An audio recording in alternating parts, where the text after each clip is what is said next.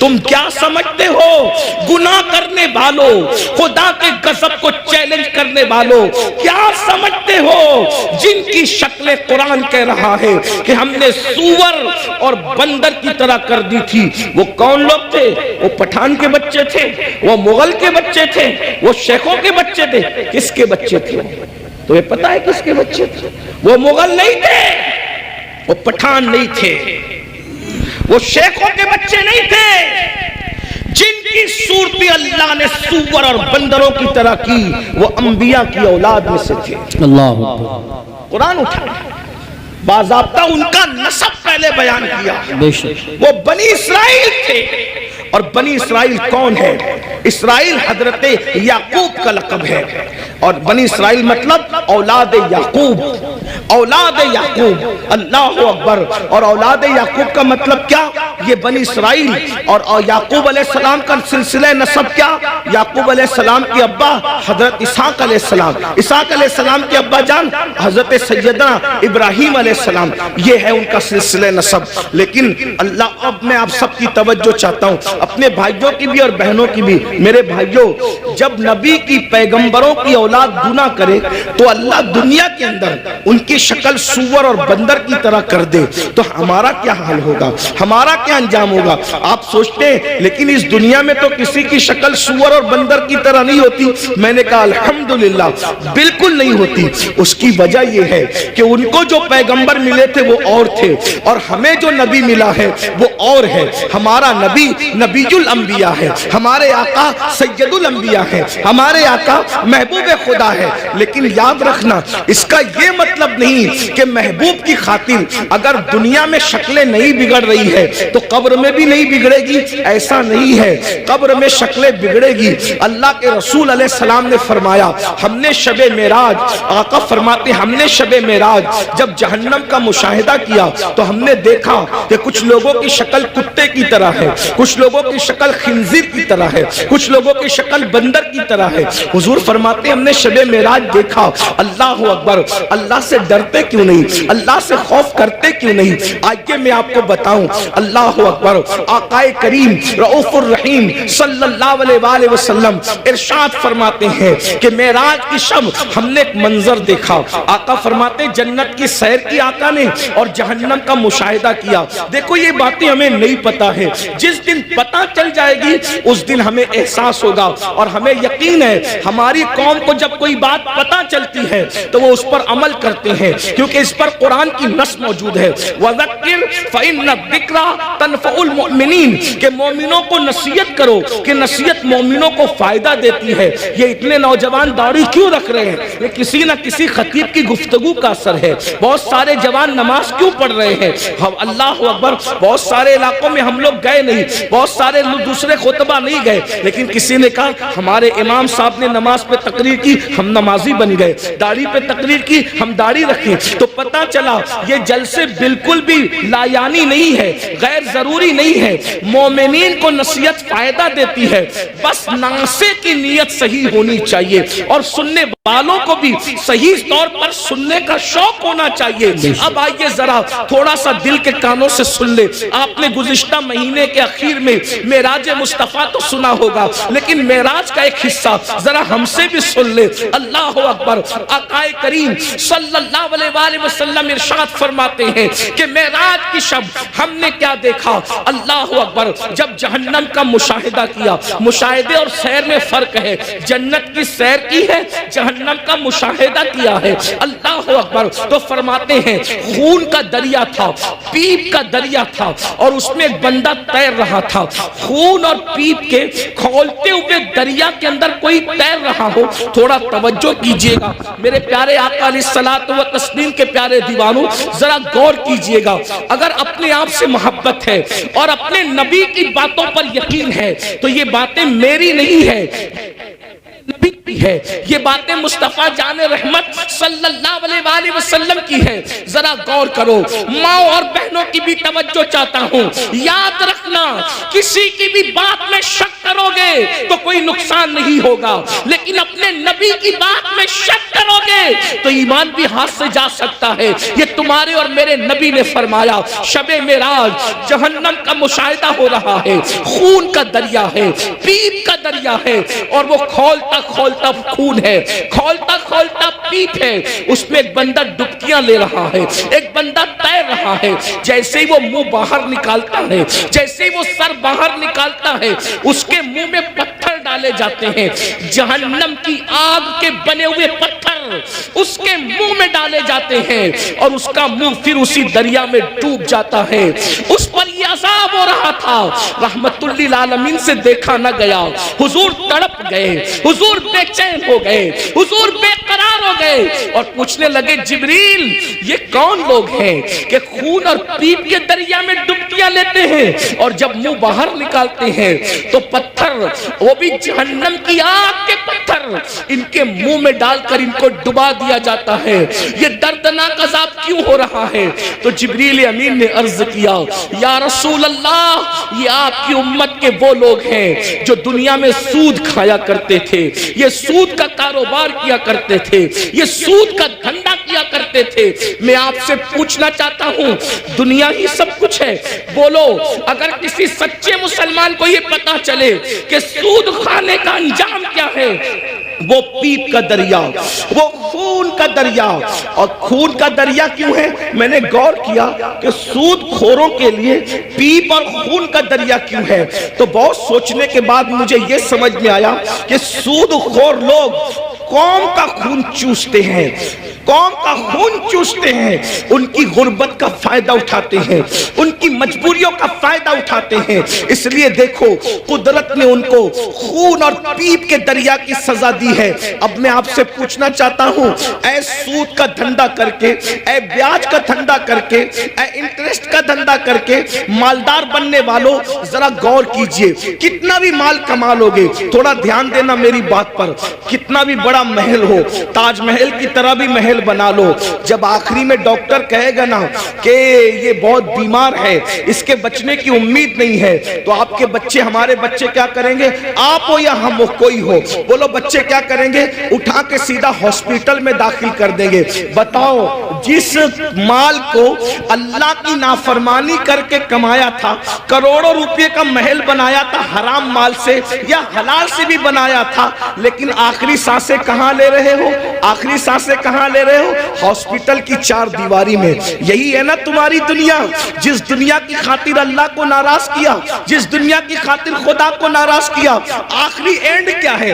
آخری انجام کیا ہے؟ دنیا کے 80% لوگ ہاسپٹل میں آخری سانس لیتے ہیں، اور اکثر لوگ تو آئی سی یو میں آخری سانس لیتے ہیں۔ ہائے ہائے، قدرت کا امتحان تو دیکھو، قدرت کی سزا تو دیکھو۔ یاد رکھنا، بہت کم وہ خوش نصیب ہے جو اللہ اکبر سجدوں میں جاتے ہیں، خدا کے حرم میں جاتے ہیں، تلاوت کرتے کرتے جاتے ہیں۔ 80% لوگ دوا خانوں کی چار دیواریوں میں آخری سانس لیتے ہیں۔ اللہ اکبر، میں اس پہ کوئی فتویٰ نہیں لگا رہا ہوں، میں مفتی بھی نہیں ہوں، لیکن اتنا ضرور کہوں گا، ذرا غور تو کرو، کروڑوں کی بلڈنگ پڑی ہوئی ہے اور آپ کرائے کے دواخانے کے اندر آخری سانس لے رہے ہو۔ پلنگ ہے، ہاں ہاں، کپڑوں پہ غرور کر کے خدا کو بھولنے والوں، یہ خدا کا امتحان دیکھو، اللہ کی آزمائش دیکھو، خدا کا امتحان دیکھو۔ ان عذاب ربک لواقع، ارے فرعون جس امتحان سے گزرا، اس امتحان سے تم بھی گزارے جاؤ گے۔ خدا کے غضب کو چیلنج کرنے والوں اپنے کپڑوں پہ اتراتے تھے، پہنانے والے خدا پہ ناز نہیں تھا، کپڑوں پہ گھمنڈ تھا نا، کپڑوں پہ غرور تھا نا۔ کیا ہوتا ہے؟ 50,000 کا میرا ڈریس ہے، 25,000 کے اچھے کپڑے پہنو، اسلام منع نہیں کرتا، لیکن آخری میں کیا ہے؟ سارے اچھے کپڑے اتار کے گھر رکھ دیے گئے اور ہاسپٹل کے کپڑے تمہیں پہنائے گئے۔ یہ مرنے سے پہلے خدا کا امتحان ہے۔ کس دنیا سے منہ لگا رہے ہو؟ کس دنیا سے دل لگا رہے ہو؟ کس دنیا کے چکر میں اللہ کو بھولے ہو؟ کس دنیا کے چکر میں شریعت کو پیٹ کے پیچھے ڈالے ہو؟ کس دنیا کے چکر میں دین کو پیٹ کے پیچھے ڈالے ہو؟ مسلمانوں، اگر تمہیں یہ علم ہو جائے کہ دنیا کی اوقات کیا ہے، تو تم کبھی دنیا کو منہ نہ لگاؤ, دنیا سے دل نہ لگاؤ. اللہ کے رسول علیہ السلام نے ایک مرتبہ دریا کے اندر اپنی انگلی ڈبوئی اور دریا میں انگلی ڈبو کر کے باہر نکالا, اور باہر نکال کر کے فرمایا یہ میری انگلی میں جتنا پانی آیا وہ دنیا ہے, اور یہ جو سارا پانی ہے وہ آخرت ہے. اب بتائیں قطرے کو لے کر کے سمندر کو چھوڑنے والے نادانوں, دراصل علم نہیں ہے. اگر ہمیں علم ہوتا تو پتا چلتا وَالْآخِرَةُ خَيْرٌ وَأَبْقَىٰ, آخرت بہتر بھی ہے, آخرت باقی رہنے والی بھی ہے, دنیا باقی رہنے والی ہے ہی نہیں. اور دنیا تو کہتے اسے ہیں جو ادنا کی بھی تصغیر ہے, جو ادنا سے بھی گری ہوئی کو دنیا کہتے ہیں. ادنا کا مطلب سمجھتے ہیں نا, ادنا کا مطلب چھوٹا, اور دنیا دنیا اور اس سے بھی گری ہوئی. جس کا نام ہی دنیا ہو حقیر. لیکن یہ پتا ہم سمجھتے دنیا کوئی بڑی چیز ہے, ارے نادان دنیا کہتے ہی حقیر کو ہے. ایسی حقیر کہ اس سے زیادہ کوئی حقیر نہ ہو, جیسے بہتر بہتر بہترین, فضل افضل. درجات بڑھتے ہیں نا, جب تفضیل کے ساتھ بات ہوتی ہے تو پھر درجات بڑھتے ہیں, ایسے ہی جب تصغیر کے ساتھ بات ہوتی ہے تو پھر درجات گھٹتے ہیں نا. تو دنیا تصغیر ہے کیا, یہ اتنی حقیر ہے کہ اس سے بڑھ کر کوئی حقیر نہیں. لیکن ہمارے پاس یہ بھی علم نہیں ہے, دنیا دنیا بھی کہتے ہیں اور اس پر قربان بھی ہوتے ہیں. پتہ ہی نہیں ہے کہ حقیر پہ قربان نہیں ہوا جاتا. ارے جب فقیر پہ قربان نہیں ہوتے تو حقیر پہ کیسے قربان ہوتے ہیں؟ اگر قربان ہونا ہے تو اس پر قربان ہو جاؤ جس نے دنیا بھی پیدا کیا, آخرت بھی پیدا کیا. یزید دنیا پہ قربان ہوا, ختم کر دیا گیا. حسین دین پہ قربان ہوئے, آج حسین پاک کا ذکر بھی باقی ہے, ان کی نسل بھی باقی ہے. نعرہ تکبیر, دنیا کی خاطر, یا رسول اللہ, دنیا کی خاطر, یا رسول اللہ, یا علی, یا علی زندہ باد. دنیا کی خاطر ماشاءاللہ, اس نے دین کو پیٹ کے پیچھے ڈالا. اس کی نسل بھی مٹی, اس کی قبر بھی مٹی, اس کا دربار بھی مٹا, اس کا نام بھی مٹا. یہ تو ہم حسینیوں کا احسان ہے کہ بطور مذمت اس کا نام لے لیتے ہیں تو کہیں کہیں وہ یاد آ جاتا ہے. اگر ہم بطور مذمت جیسے شیطان کا نام آتا ہے اعوذ باللہ من الشیطان الرجیم کے طور پہ, اللہ اکبر, اگر اس طریقے سے اس لانتی کا نام نہ لے تو کبھی لوگ اس کو یاد بھی نہ کریں. یہ تو ہم حسینیوں کا احسان ہے کہ مذمت کے اعتبار سے کہیں نہ کہیں وہ یاد آتا ہے. یہ ہے دنیا. اب اسی دنیا میں غرق ہو رہے ہو, اسی دنیا میں ڈوب رہے ہو. تو آقا ارشاد فرماتے ہیں ہم اور آگے بڑھے. توجہ فرمائے, آپ توجہ تو بہت اچھی کر رہے ہیں ماشاءاللہ, لیکن مزید غور کریں. آقا فرماتے ہیں ہم اور آگے بڑھے تو ہم نے کیا دیکھا, کچھ مرد اور عورتیں ہیں جن کی چمڑیاں آگ کی کینچی سے کاٹی جا رہی ہے. بس میں بات طویل نہیں کروں گا اور ختم بھی کر دوں گا وقت پہ, کیونکہ ہم 1 گھنٹہ لیٹ چل رہے ہیں اور مجھے دوسرے پروگرام کی طرف, رات کے پروگرام کی طرف جانا بھی ہے. لیکن غور سے سن لیں, معراج کا یہ بھی حصہ ہے. فرمایا کیونکہ معراج میں حضور اللہ فرماتا ہے لِنُرِيَهُ مِنْ آیَاتِنَا, ہم نے ان کو اس لیے سیر کرائی مسجد حرام سے مسجد اقصی تک تاکہ ہم ان کو اپنی نشانیاں دکھائیں. یہ نبی کا دیکھنا ہے, نبی کا دیکھنا ہے. جہنم میں لوگ بعد میں جائیں گے, نبی پہلے دیکھ رہے ہیں. جہنم میں لوگ بعد میں جائیں گے, نبی پاک پہلے دیکھ رہے ہیں. توجہ کریں, یہ نبی کا دیکھنا ہے, یہ نبی کے دیکھنے کی شان ہے. پھر بھی کچھ لوگ کہتے ہیں کہ نبی کو غیب کی خبر نہیں. میں نے کہا نادان, اگر یہ غیب نہیں ہے تو پھر غیب کسے کہتے ہیں؟ حضور دیکھ رہے ہیں. جہنم میں جانے سے پہلے جہنمیوں کو اللہ دکھا رہا ہے. فرماتے ہیں ہم نے دیکھا کہ جہنم کے اندر کچھ لوگوں کی چمڑیاں آگ کی کینچی سے کاٹی جا رہی, آگ کی کینچی سے, اور وہ چیخ پکار رہے ہیں اور ان کی چیخ سنی نہیں جاتی. کیسے سنی جا سکتی تھی؟ رحمت للعالمین ہے. حضور فرماتے ہیں جہنم کی آگ کی کینچیوں سے چمڑیاں کٹ رہی تھی. اس پہ ذرا دھیان دینا, دنیا کی آگ نہیں اور دنیا کی کینچیاں بھی نہیں, جہنم کی آگ, جہنم کی کینچی اور چمڑیاں کٹ رہی, وہ چلا رہے ہیں. میں نے پوچھا جبریل یہ کون لوگ ہیں؟ اس میں مرد اور عورتیں ایک ساتھ تھے، وہ ننگے تھے، مرد اور عورتیں ایک ساتھ تھے، ننگے تھے، ان کی چمڑیاں کٹ رہی تھی آگ کی قینچی سے اور چلا رہے تھے۔ پوچھا جبریل یہ کون ہے؟ جبریل امین نے کہا یا رسول اللہ صلی اللہ علیہ وآلہ وسلم، یہ آپ کی امت کے وہ لڑکے اور لڑکیاں ہیں، وہ مرد اور عورتیں ہیں جو سج دھج کر گھروں سے اس لیے نکلتے تھے، لڑکے اس لیے سج کے نکلتے تھے کہ ان کو لڑکیاں دیکھیں، اور لڑکیاں اس لیے سج دھج کے نکلتی تھی کہ ان کو لڑکے دیکھیں، اور ایک دوسرے کے فتنے میں بدکاری میں مبتلا ہو جائیں تو یہ ان کو آگ کی قینچی سے آج کاٹا جائے۔ دیکھیے سجنا سنورنا برا نہیں ہے، لیکن اس لیے سچ کے نکلنا کہ لوگ میری طرف گناہ کے حوالے سے مائل ہوں، بدکاری، ورنہ سج کے نکلنا تو میرے نبی کی سنت ہے۔ بے شک ام المومنین سیدہ عائشہ صدیقہ فرماتی ہیں کہ جب حضور گھر سے نکلتے تھے اگر آئینہ میسر نہیں ہوتا تو حضور پانی میں اپنی شکل انور دیکھا کرتے تھے، تو میں کہتی تھی حضور آپ بھی؟ تو آقا فرماتے ہیں عائشہ اللہ حسن والا ہے اور وہ حسن کو پسند کرتا ہے، اگر کوئی بندہ گھر سے سج سنور کر زینت کے ساتھ نکلتا ہے تو جس کے پاس جاتا ہے اس کی بھی اور جو جاتا ہے اس کی بھی اللہ دونوں کی مغفرت فرما دیتا ہے۔ ہمارے یہاں تو نماز کے لیے بھی سج سنور کر مسجد جانے کا حکم ہے، لیکن افسوس اس بات پر ہے سجنے پر اسلام اعتراض نہیں کرتا، سنورنے پر اسلام اعتراض نہیں کرتا، زینت کرنے پر اسلام اعتراض نہیں کرتا۔ اسلام یہ کہتا ہے کہ اچھی نیت کے ساتھ زینت کرو، یہ نیت سے زینت کرنا، عطر لگانا، خوشبو لگانا اور اپنی شکلوں کو سنوارنا کہ معاذ اللہ مرد اس طرح سے کرے کہ عورتیں ان کی طرف متوجہ ہو اور بدکاری میں مبتلا ہوں، اور عورتیں اس لیے سجے سورے کہ مرد ان کی طرف متوجہ ہو کر بدکاری کے اندر مبتلا ہو جائے۔ میرے آقا صلی اللہ علیہ وآلہ وسلم کی کنیزوں سے ایک بات کہنا چاہتا ہوں، سنورنا عورتوں کو ضرور ہے لیکن باہر نکلنے کے لیے نہیں بلکہ اپنے شوہر کے لیے۔ یہاں تک فرمایا گیا جو عورت اپنے شوہر کا دل خوش کرنے کے لیے بنتی اور سنورتی ہے، اللہ تبارک و تعالی ایسی عورت کو نفل نماز پڑھنے سے زیادہ ثواب عطا فرماتا ہے۔ لیکن یہاں بازار میں جانے کے لیے نہیں سنورنا، ولیمے میں جانے کے لیے نہیں سنورنا، باہر نکلنے کے لیے نہیں سنورنا، عورت کو اگر سنورنا ہے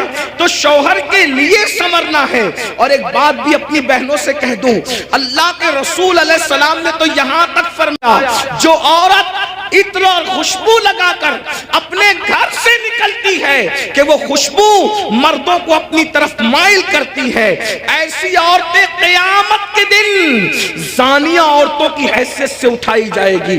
اللہ اکبر، زناکار عورتوں کی حیثیت سے اٹھائی جائے گی۔ عورتوں کو باہر نکلتے وقت تو خوشبو بھی نہیں لگانا چاہیے اور برقع بھی ان کو ایسا پہننا چاہیے کہ اتنا ڈھیلا ڈھالا برقع ہو کہ ماں اللہ اکبر کہ پہننے والی عورت جو ہے وہ اس کا جسم چھوٹا ہے یا بڑا ہے، اس کا جسم دبلا ہے یا موٹا ہے، اس بارے میں کسی کو اندازہ نہ ہو۔ اتنے ڈھیلے اور اتنے بھدے کپڑے پہننے چاہیے برقعے کے حوالے سے۔ لباس اچھا پہنو لیکن برقعے کا کپڑا بھدا ہو، برقعے کا کپڑا چمکیلا نہ ہو، برقعے پہ ڈیزائن نہ ہو۔ امام غزالی رحمت اللہ علیہ نے آج سے 900 سال پہلے فتویٰ دیا تھا کہ ڈیزائن والا برقع پہننا جائز نہیں ہے۔ 900 سال پہلے عورتوں کو ڈیزائن والا برقع پہننے سے منع کر دیا گیا، اور آج تو برقعے کے ڈیزائن تو دیکھو کہ معاذ اللہ جو نہیں دیکھنے والا وہ بھی دیکھنے لگے۔ یہ کیفیت ہے، یہ حالات ہیں۔ اس لیے میں اپنی بہنوں سے کہوں گا دیکھو یہ دنیا ہے بہنوں، یہ دنیا ہے، ایک جملے کے لیے اپنی آخرت برباد مت کرو۔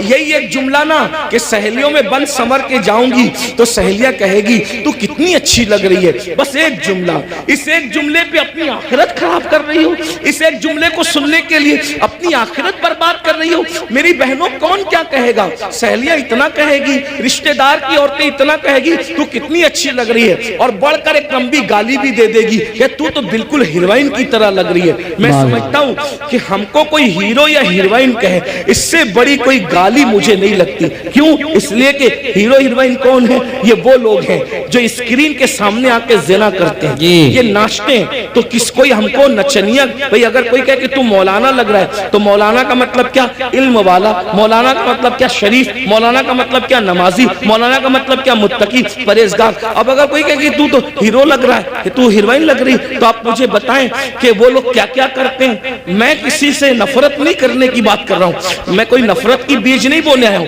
लेकिन एक बात कहता हूं, स्क्रीन पर आकर के जिना करते हैं कि नहीं करते?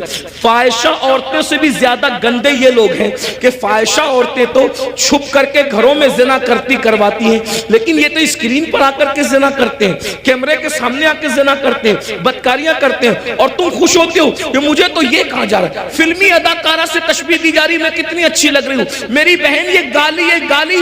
और सुन लो, एक ऐसा गंदा जुमला सुनने के लिए तुम अपने नबी को नाराज कर रहे हो, तुम अपने खुदा को नाराज कर रहे हो। अल्लाह अकबर। इसलिए मेरी गुजारिश है, ये दुनिया हमेशा नहीं रहने वाली, ये दुनिया ने हमेशा नहीं रहना, दुनिया ने खत्म होना है। बल्कि दुनिया जब खत्म होगी हमारी जिंदगी तो दुनिया खत्म होने से पहले ही खत्म हो जाएगी। और बुजुर्गों ने फरमाया, कयामत जब आएगी जरूर आएगी, लेकिन उसकी कयामत तो उसी दिन आ गई। कब आ गई उसकी कयामत? जिस दिन हमारी रूह का रिश्ता हमारे जिस्म से टूट गया, जिस दिन हमारा इंतकाल हो गया, उसी दिन हमारी कयामत आ गई। अब हम आखिरत की तैयारी नहीं कर सकते। मैं अपनी बहनों से पूछना चाहता हूं और आपसे भी कहना चाहता हूं, कभी कभी तसव्वुर किया, अपनी कब्र का तसव्वुर किया? एक दिन हम कब्र में जाएंगे, जरूर जाएंगे, कब्र के अंदर दाखिल होंगे, जरूर दाखिल होंगे। सोचो तो सही, वहां का अंधेरा सोचो। जाना तो है, उसका कोई इनकार कर सकता है? नहीं कर सकता। जाना तो है, कब्र में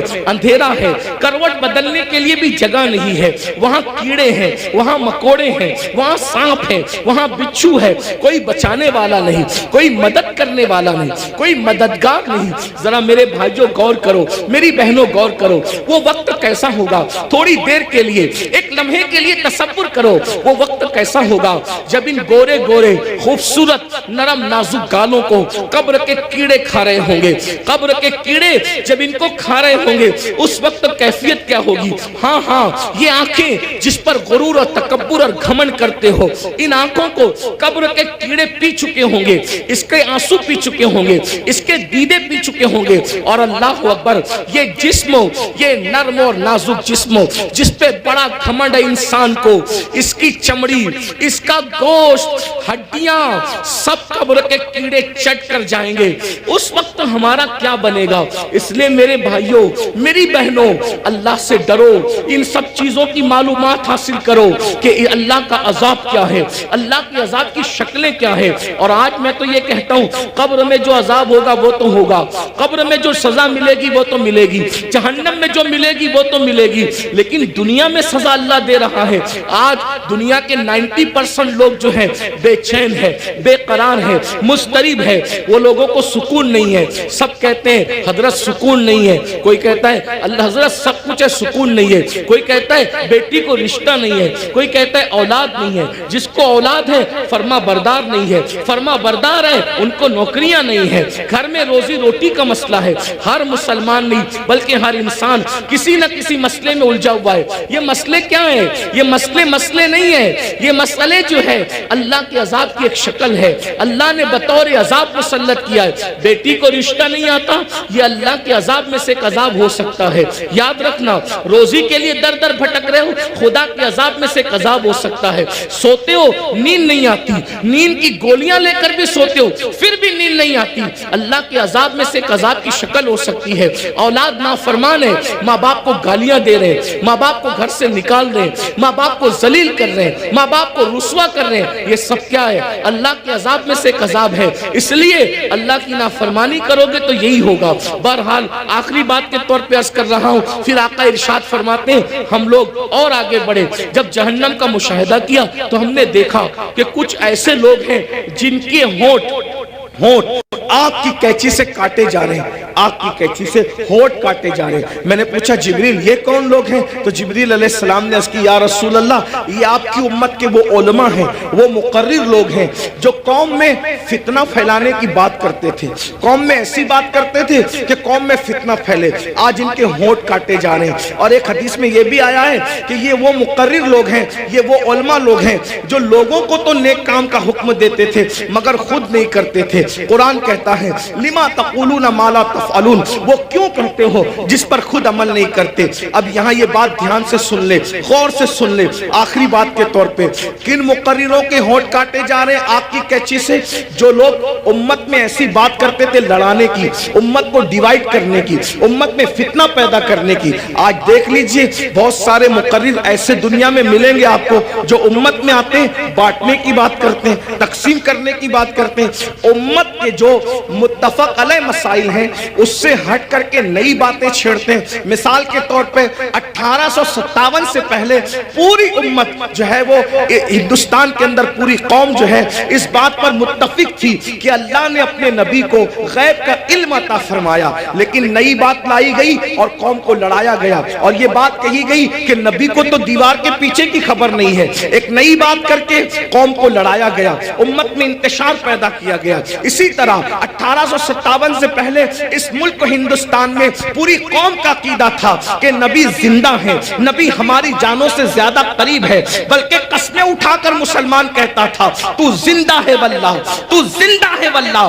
میری چشم عالم سے چھپ جانے والے۔ لیکن یہ بدترین علماء، وہ اللہ اکبر بدعتی علماء، وہ بدترین خلق ہے، اللہ اکبر، وہ بدترین خطبہ جنہوں نے یہ بات پھیلائی کہ معاذ اللہ نبی مر کر مٹی میں مل گئے، قوم کو لڑایا کہ نہیں لڑایا۔ اسی طریقے سے آج بھی کچھ لوگ یہ کام کر رہے ہیں کہ اللہ اکبر صحابہ اور اہل البیت کی عقیدے پر، یعنی صحابہ کی محبت اور اہل البیت کی محبت پر پوری دنیا کے لوگ قائم ہیں، پوری دنیا کے مومنین قائم ہیں، لیکن ایک طبقہ مقرروں کا ایسا ہے کہ وہ اللہ اکبر اہل البیت کی محبت کے نام پر صحابہ کو تان کرتا ہے اور قوم کو لڑاتا ہے، اور کچھ لوگ ایسے ہیں جو صحابہ کی محبت کے نام پہ اہل البیت کو تان کرتے ہیں اور امت کو لڑاتے ہیں۔ یاد رکھنا آج قوم کے ساتھ جو کھلواڑ کرنا ہو کر لو، لیکن آخر موت ہے، موت، مرنا سب کو ہے، عوام کو بھی اور خطبہ کو بھی۔ اس لیے خدا کے لیے آپ سے بھی کہتا ہوں ایسے لوگوں کا علیہ کار نہ بنو جو صحابہ کے نام پر اہل بیت پہ سوالیہ نشان کھڑا کرتے ہیں، اور ایسے لوگوں کا بھی علیہ کار نہ بنو جو اللہ اکبر اہل البیت کے نام پر صحابہ کو گالیاں دیتے ہیں۔ واللہ صحابہ ہماری ایک آنکھ ہے اور اہل بیت ہماری دوسری آنکھ ہے، ہم دو آنکھ والے ہیں، اور ہمارے ایک ہاتھ میں صحابہ کا دامن ہے اور ایک ہاتھ میں اہل البیت کا دامن ہے۔ اللہ اکبر، صحابہ وہ ہیں جنہوں نے اسلام پھیلایا ہے، اور اہل بیت وہ ہیں جنہوں نے اسلام بچایا ہے۔ ہم پھیلانے والوں کا بھی احسان مانتے ہیں اور بچانے والوں کا بھی احسان مانتے ہیں۔ نعرہ تکبیر، نعرہ رسالت، مسلک اعلی حضرت، نعرہ تکبیر، حضرت علامہ مولانا۔ جہاں ہم کربلا کی جنگ کو بھول نہیں سکتے کہ وہ اسلام بچانے کی جنگ تھی، وہی ہم بدر اور احد کو بھی بھول نہیں سکتے کہ وہ اسلام پھیلانے کی جنگ تھی۔ جہاں ہم کربلا کے فاقہ کشوں کو نہیں بھول سکتے، وہی ہم بدر و احد کے فاقہ کشوں کو بھی فراموش نہیں کر سکتے۔ کربلا والوں کو رسول اللہ نے اپنے کندھوں پہ اٹھایا ہے، تو بدر و احد اور خندق اور خیبر والوں کے لیے قرآن کہتا ہے وَالْعَادِيَاتِ دَبْحًا فَالْمُورِيَاتِ قَدْحًا۔ اے محبوب، جو تیرے پیچھے گھوڑے دوڑاتے ہیں اور ان کے گھوڑوں کی ٹاپوں سے جو دھول نکلتی ہے، ہم ان گھوڑوں کی ٹاپوں سے نکلنے والے دھول کی بھی قسم اٹھاتے ہیں۔ جن کے گھوڑوں کے پیروں سے لگنے والی دھول اتنی قیمتی ہے کہ اللہ اس کی بھی قسم قرآن میں اٹھاتا ہے۔ قرآن تو پڑھو نا، قرآن تو پڑھو۔ صحابہ کو کیا سمجھو گے؟ ارے صحابہ کا گھوڑا اتنا قیمتی ہے کہ اس کے پیر سے جو مٹی لگتی ہے اور اس سے جو دھول اڑتی ہے، اللہ اس دھول کی قسم کی بھی اور اس دھول کی بھی قسم اٹھا کر کے بتاتا ہے جس کے گھوڑوں کی ٹاپ سے لگنے والی دھول ہمارے نزدیک اتنی قیمتی ہے تو صحابہ کا گھوڑا کتنا قیمتی ہوگا، اور جب وہ صحابی کا گھوڑا قیمتی ہے تو اس پہ بیٹھنے والا صحابی کتنا قیمتی ہے۔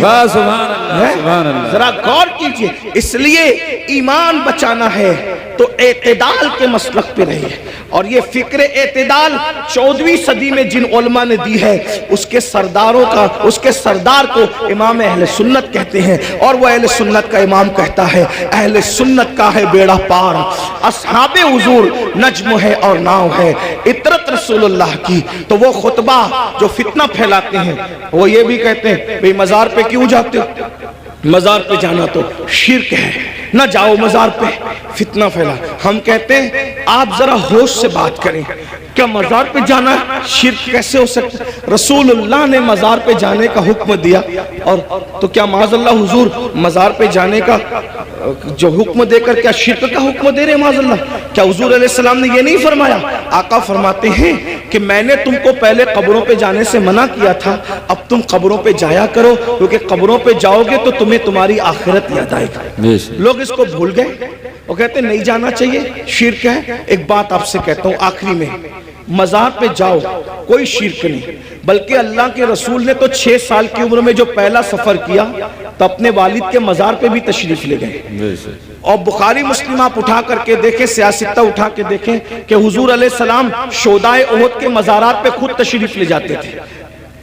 شہدائے احد کے مزارات پر اللہ کے رسول خود تشریف لے جاتے تھے۔ سید الشہداء امیر حمزہ کے مزار پر سیدہ فاطمہ الزہرا خود تشریف لے جاتی تھی۔ غور فرمائیں، آپ غور کیجئے، مزار پہ جانا شرک نہیں ہے، لیکن ایک بات آپ سے سنیوں سے کہنا ہے، میرے بھائیوں سے، مزار پہ ضرور جاؤ لیکن سنت کے مطابق جاؤ۔ آج ہماری سنی قوم اپنے مسلک کو خود بدنام کرتے ہیں، وہاں جا کر کچھ لوگ علم نہ ہونے کی وجہ سے سجدہ کرتے ہیں۔ ہمارے مذہب میں، اسلام میں سجدہ کرنا اللہ کے سوا کسی کو جائز نہیں۔ آپ غلطی کرتے ہو، دیکھو اگر کوئی مسلمان شراب پیتا ہے تو کیا اس کا الزام اسلام پر آئے گا؟ بولو بھائی، بتائیے صحیح کہہ رہا ہوں غلط کہہ رہا ہوں؟ اگر مسلمان شراب پیے تو کیا اس کا الزام اسلام پر آئے گا؟ بولے نہیں آئے گا، کیونکہ اسلام نے شراب حرام کیا ہے۔ اب کوئی شراب پی رہا ہے تو یہ اس کی اپنی نادانی ہے، اسلام کا اس میں کوئی قصور نہیں ہے۔ تو اگر معاذ اللہ کوئی جاہل ان پڑھ قبر پہ جا کے سجدہ کر رہا ہے تو اہل سنت اس کی تائید کبھی نہیں کرتے۔ ہمارے امام سیدی اعلیٰ حضرت نے تو پوری کتاب لکھی، الزبدۃ الزکیہ، سجدے تعظیمی کی حرمت پر آپ نے پوری کتاب لکھی۔ تو غیر اللہ کو سجدہ تعظیمی حرام ہے، اور معاذ اللہ اگر عبادت کی نیت سے کرے تو شرک ہے۔ یہ ہم اہل سنت کا مسلک ہے۔ سجدہ کرنے کے بارے میں ہم سنیوں کو لوگ بدنام کرتے ہیں، جھوٹ بولتے ہیں، تجاؤل عارفانہ سے کام لیتے ہیں کہ ہم تائید کرتے ہیں۔ ہمارے کسی سنی ذمہ دار عالم نے کبھی قبر پر سجدہ کرنے کی اجازت نہیں دی، اس کی تائید نہیں کی۔ بھائی اگر ہم قبروں کو سجدہ کرتے تو پھر ہم مسجدیں کیوں بناتے؟ ہم اتنی محنت کر کے چندے کر کے مسجدیں کیوں بناتے؟ بھئی جو قبروں کو سجدہ کرے گا اس کی مسجد کیسے ہوگی؟ ہماری مسجدیں ہیں، اور آج بھی اتنی گنڈا گردی لوگوں نے کی ہمارے ساتھ، آج بھی پورے ملک ہندوستان میں نہیں بلکہ پوری دنیا میں سب سے زیادہ اگر کسی کی مسجدیں ہیں تو وہ صرف اور صرف ہم اہل سنت و جماعت کی مسجد۔ بے شک، سبحان اللہ۔ اتنی مسجدوں پر قبضہ کیا، ناجائز قبضہ کیا، چھینا، پھر بھی سب سے زیادہ مسجدیں ہماری ہیں۔ الحمدللہ دلی کی جامع مسجد کے بانی سے لے کر مراد آباد کی جامع مسجد کے بانی تک تاریخ اٹھا کر کے دیکھ لو، سب کے سب آپ کو اہل سنت ملیں گے، کوئی اہل بدعت آپ کو نہیں ملے گا، الحمدللہ رب العالمین۔ لیکن یہ بات سنیوں میں تم سے کہتا ہوں، قبروں پہ جا کے سجدہ مت کرو، اپنا اسلام بدنام ہوتا ہے، اپنا مسلک۔ اور ایک بات کہتا ہوں، جس چیز سے اللہ رسول نے روک دیا اس میں کبھی کوئی فائدہ ہی نہیں ہے۔ جب ہم اپنے نبی کو سجدہ نہیں کر سکتے تو ہم کسی ولی کو سجدہ کیسے کر سکتے ہیں؟ ہم کسی پیر کو سجدہ، آپ کو میری بات بری لگے گی تو معاف کرنا، لیکن یہ میں آپ کی آخرت کے لیے کہہ رہا ہوں۔ آپ سوچیں گے نہیں ہمیں تو فلاں نے بتایا۔ ایک بات میں آپ سے کہہ دوں، آپ کس کے مرید ہیں؟ آپ کہیں گے میں قادری سلسلے میں مرید ہوں، کوئی کہیں گے میں چشتی سلسلے میں مرید ہوں، کوئی کہے گا میں نقشبندی سلسلے میں مرید ہوں، کوئی کہے گا میں سہروردی سلسلے میں مرید ہوں، کوئی کہے گا میں مداری سلسلے میں مرید ہوں، کوئی کہے گا میں وارسی سلسلے میں مرید ہوں، کوئی کچھ۔ سب سلسلے جو حق ہے، جتنے بھی سلسلے حق ہیں، سب سلسلے ہمارے سر اور آنکھوں پر ہیں۔ لیکن یہ علماء کی موجودگی میں ایک بات میں آپ سے کہوں ذمہ داری کے ساتھ، یاد رکھیے کسی بھی سلسلے سے مرید ہونا اس وقت تک کام نہیں آئے گا جب تک جب کہ تم پہلے شریعت کے مرید نہ بنو. بے شک. پہلے شریعت کے مرید بنو پھر قادری ہونا کام آئے گا. جی جی. پہلے شریعت کے مرید بنو پھر چشتی ہونا کام آئے گا. پہلے شریعت کے مرید بنو پھر نقشبندی ہونا کام آئے گا. پہلے شریعت کے مرید بنو پھر سہروردی ہونا کام آئے گا. اگر شریعت کے مرید نہیں بنے تو نہ غوث پاک بنا دیں گے، نہ غریب نواز بنا دیں گے، نہ شاعر نقشبند بنا دیں گے، نہ شاعر سہرورد بنا دیں گے. لٹکتے رہ جاؤ گے، برباد ہو جاؤ گے. کیونکہ یہ سارے بزرگوں نے شریعت کے لیے ہی اتنی بڑی بڑی قربانیاں دی. اگر غوث پاک گیلان چھوڑ کر بغداد آئے تو صرف تحفظ شریعت کے لیے آئے. یہ غریب نواز اپنا وطن چھوڑ کر، بلکہ مدینہ منورہ کے مدرس تھے غریب نواز، 3 سال مسجد نبوی میں حدیث کا درس دیا. اگر یہ سب کچھ چھوڑ کر کے ہندوستان آئے شریعت کے تحفظ کے لیے، اسلام کی خاطر آئے. ورنہ اور کیا لالچ تھی ان کو؟ کیا کوئی تخت پہ بیٹھنا تھا، کوئی تاج حاصل کرنا تھا، کسی کی کٹیا پہ حملہ کرنا تھا، کسی کی زمین پہ قبضہ؟ کچھ بھی نہیں. ایک ہی مقصد تھا، بھٹکے ہوئے آہو کو پھر سوئے حرم لے چلے. دین کے لیے آئے تھے.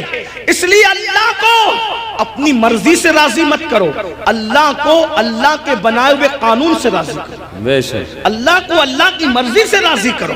تو یہ قبروں پہ سجدہ کرنا حرام ہے اگر سجدہ تعظیمی ہے تو، اور اگر سجدہ عبادت ہے تب تو مشرک ہو گئے، ایمان ہی نہ رہا.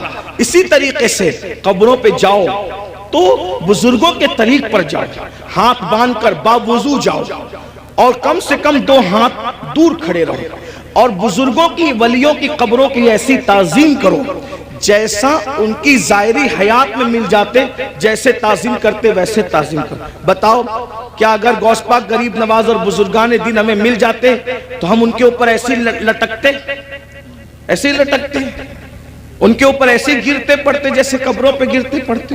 عقیدت اپنی جگہ. بلکہ آپ کو کہتا ہوں رسول اللہ کی مزار انور کو دیکھا تو سیدی اعلیٰ حضرت پکار اٹھتے، پیش نظر وہ نو بہار. کیا بات ہے. پیش نظر وہ نو بہار مگر سجدے کو دل ہے بے قرار. عاشق تھے نا، عاشق تھے نا، یار کا جلوہ دیکھا وہ کہنے لگے سجدے کو دل ہے بے قرار. مگر عاشق ہو کر بھی ادب کا دامن ہاتھ سے نہ چھوٹے، شریعت کا دامن ہاتھ سے نہ چھوٹے. فوراً کہتے ہیں مگر کیا کروں؟ روکیے، سر کو روکیے. ہاں یہی امتحان. کیا بات ہے، یہ امتحان ہے ہمارا. اس لیے اب ایک بات کہہ دوں، کڑوی لگے تو معاف کرنا.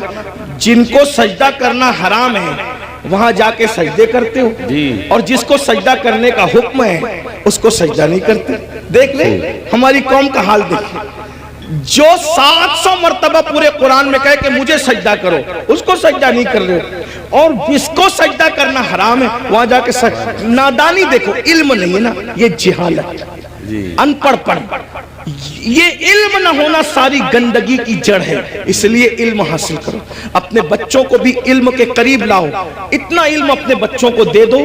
میں نوجوانوں سے کہتا ہوں جتنا علم حاصل کرنا علم دین ہر مسلمان پہ فرض ہے، اتنا علم سیکھیے، اتنا علم سیکھیے. آپ پہ فرض ہے جتنا نماز کا، روزے کا، حج کا، زکوٰۃ کا، نکاح کا، طلاق کا، یہ سب علم سیکھیے. اور ساتھ ہی ساتھ دنیاوی ایجوکیشن طے کیجئے کہ کم سے کم ہمارا ہر بچہ بچی گریجویٹ ہونا چاہیے. اس سے کم ہمیں نہیں پڑھانا ہے. چاہے اس کے لیے ہمیں نوکری کرنا پڑے، 8 گھنٹے کی بجائے 12 گھنٹے محنت کرنا پڑے، علم کی طرف پیش رفت کرو. اور یہ صرف جلسوں کی حد تک نہیں، عہد کر کے اٹھو کہ مجھے، ہمارے ماہریرہ کے مشائخ نے اعلان کیا آدھی روٹی کھائیں گے، بچوں کو پڑھائیں گے. اگر آدھی روٹی کھانا پڑے تو کھاؤ، اپنے بچوں کو پڑھاؤ. اگر عید پہ کپڑے نہیں بنتے تو نہ بنے، لیکن بچوں کی فیس ہمیں ضرور بھرنا ہے. اچھے سے اچھے اسکول میں ان کا داخلہ کرانا ہے، اچھے سے اچھے اسکول میں ان کو جو ہے ایڈمیشن ان کا کروانا ہے، اور ان کو اعلیٰ تعلیم دلانا ہے. اگر ہندوستان کا مسلمان صرف 1 دہائی 10 سال ایجوکیشن پہ محنت کر لے، 10 سال، ملک کے حالات بدلیں.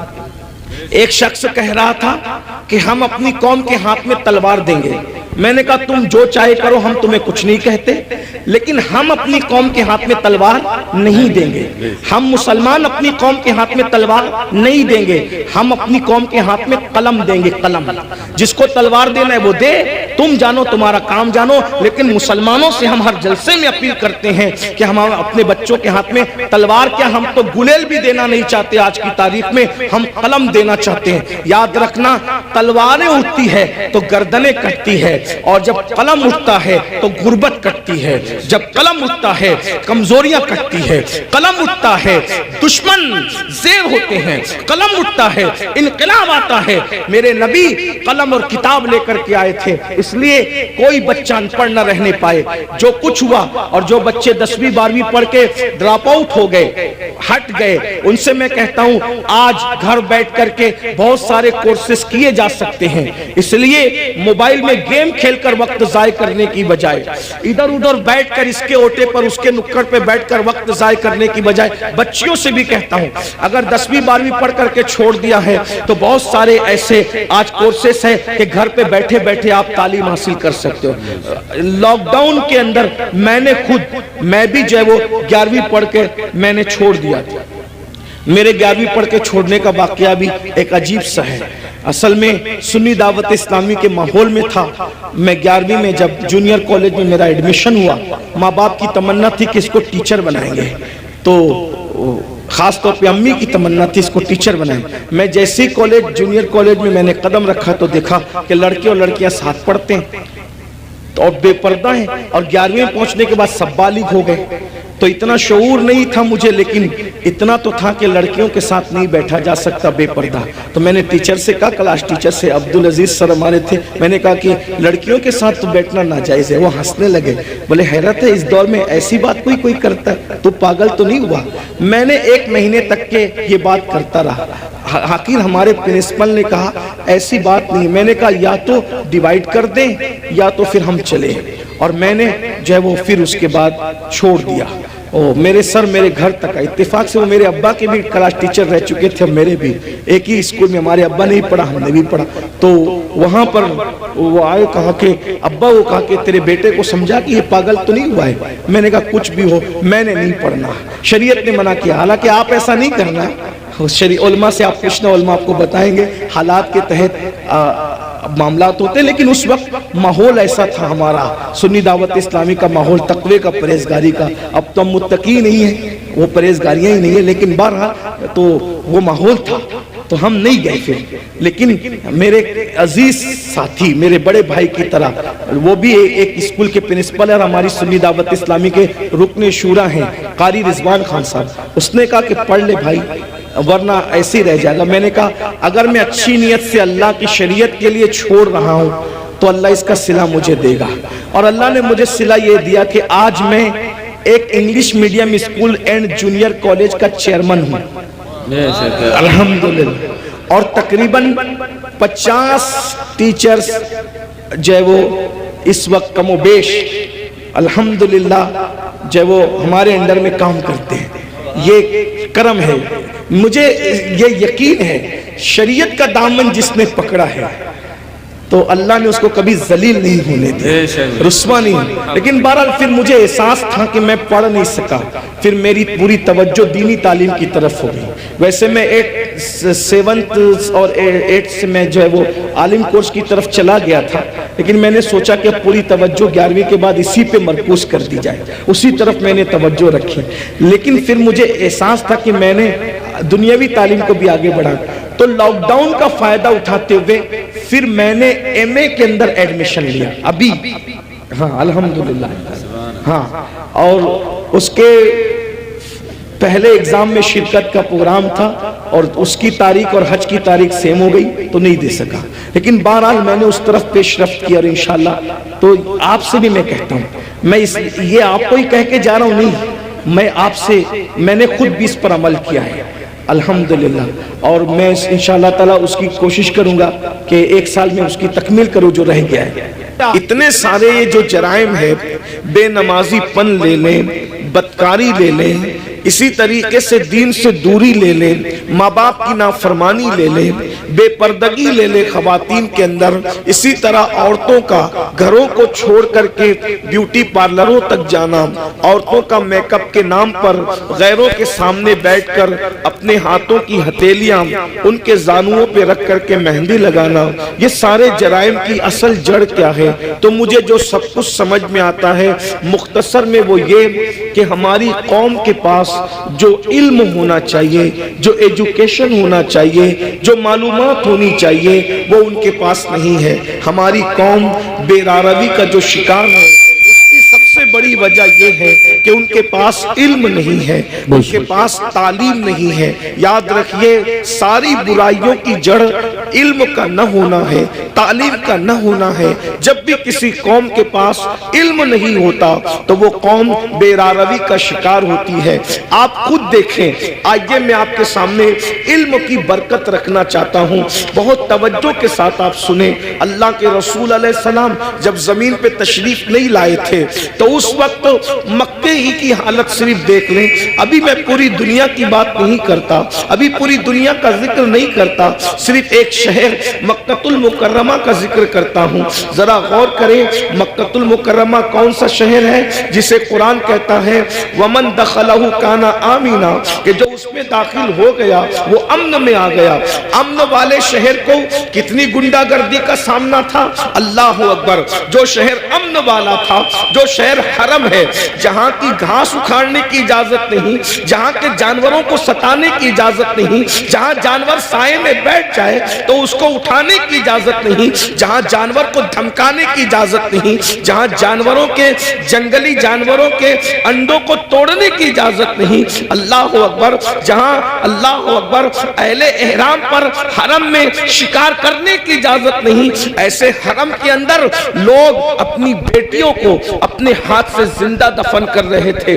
حدود حرم کے اندر، بالکل حرم کے سامنے، ایک تو حرم وہ ہے، ایک تو حرم وہ ہے جس کو اللہ و رسول نے حرم کے طور پر حدود مقرر کی ہے، لیکن ایک تو مسجد حرام ہے، یعنی حرم میں بھی جو بہت اعلیٰ درجہ رکھے اسے مسجد حرام کہتے ہیں۔